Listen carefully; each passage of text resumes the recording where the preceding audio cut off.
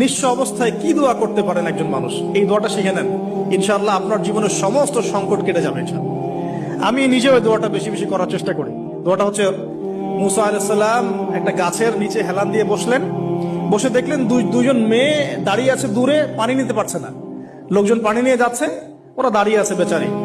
মুসা আলাইহিস সালাম গিয়ে বললেন, কি সমস্যা আপনাদের? এটা নিয়ে আপনারা আবার মেয়েদের সাথে কথা বলার চেষ্টা করেন। ঠিক আছে, তো মাহারাম গায়রা মাহারাম মেনে চলে। তারা বললেন যে আমাদের বাবা অনেক বৃদ্ধ মানুষ, আমরা পানি নিতে পারি না যতক্ষণ না আমাদের কম পানি নিয়ে চলে যায়। মুসা আলাইহিস সালাম একটু বললাম না, ফিজিক্যালি খুব স্ট্রং ছিলেন, থাকে না বডি বিল্ডার, সামনে গিয়ে কথা বলে সরব পানি নিতে দাও, তখন মানুষ একটু মূল্যায়ন করে না। তো মুসা আলাইহিস সালাম এভাবে পানি নিয়ে দিলেন এবং বাছুরদেরকে পানি পান করালেন, করিয়ে গাছের নিচে এসে বসে আছেন।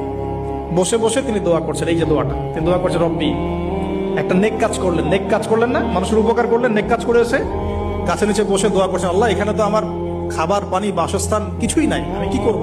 রব্বি ইন্নী লিমা আনজালতা ইলাইয়া মিন খায়রিন ফাকির। অর্থ হচ্ছে, হে আল্লাহ, তুমি তোমার পক্ষ থেকে আমার উপরে যে নিয়ামতগুলো দিবে, আমি এর জন্য ফকির হয়ে বসে আছি।